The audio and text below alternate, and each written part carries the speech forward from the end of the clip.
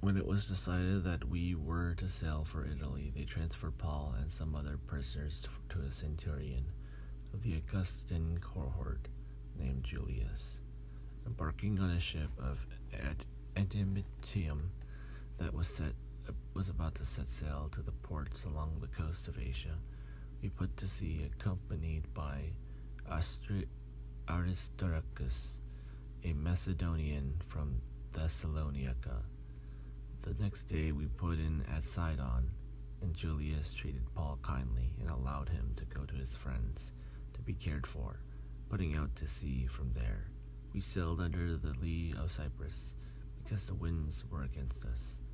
After we had sailed across the sea, and that is off Cilicia and Pamphylia, we came to Myra in Lycia.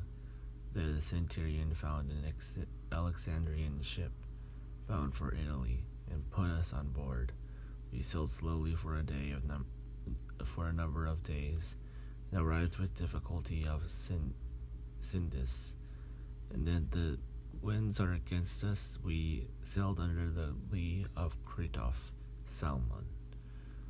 Sailing past it with difficulty, we came to a place called Fair Heavens, near the city of Lycia, since much time had been lost, and sailing was now dangerous, because even the fast had already gone by. Paul advised them, saying, "Men, I can see that the voyage will be with danger and much heavy loss, not only of the cargo and the ships, but also of our lives."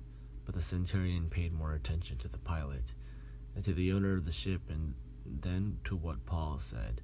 Since the harbor was not suitable for spending the winter, the majority was in favor of putting to sea from there on the chance that somehow they could reach Phoenix, where they could spend the winter.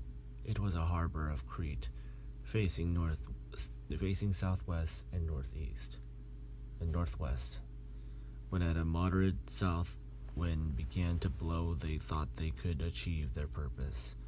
So they weighed another anchor and began to sail past Crete, close to the shore. But soon a violent wind called the northeaster rushed down from Crete, since the ship was caught and could not be turned head-on into the wind. We gave way to it and were driven. By running under the lee of a small island called Cauda, we were scarcely able to get the ship's boat under control. After hoisting it up, they took measures to undergird the ship. Then, fearing that they would run on the Syrtis, they lowered the sea anchor and were so driven. We were being pounded by the storm so violently that on the next day they began to throw the cargo overboard. And on the third day, with their own hands, they threw the ship's tackle overboard. When neither sun nor stars appeared for many days, and no small tempest raged, at all hope of our being saved was at last abandoned.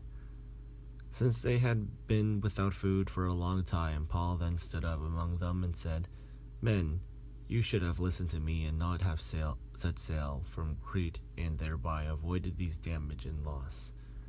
I urge you now to keep your courage, for there will be no loss of life among you, but only of the ship. For last night there stood by me an angel of the God to whom I belong and whom I worship. And he said, 'Do not be afraid, Paul. You must stand before the emperor.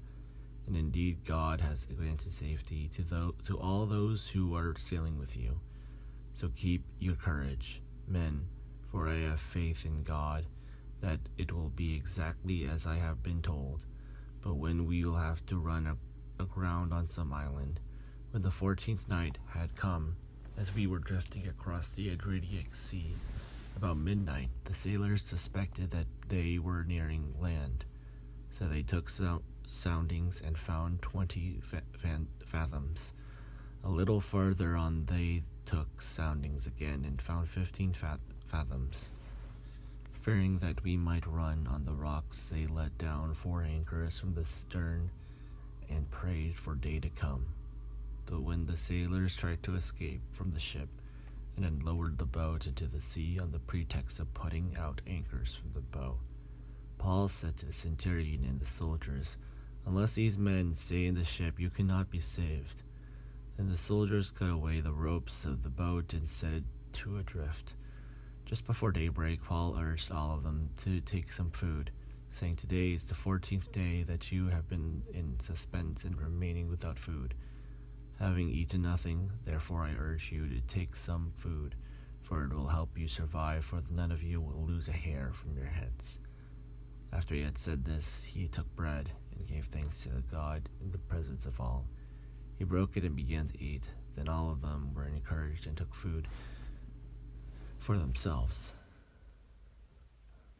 We were on all 276 persons in the ship. After they satisfied their hunger, they lightened the ship by throwing the wheat into the sea. In the morning, they did not recognize the land, but they noticed a bay with a beach on which they planned to run the ship ashore. If they could, they cast off the anchors and left them in the sea. At the same time, they loosened the ropes that tied the steering oars. Then, hoisting the foresail to the wind, they made for the beach. By striking a reef, they ran the ship aground. The bow stuck and remained immovable, but the stern was never being broken up by the force of the waves. The soldiers' plan was to kill the prisoners so that none might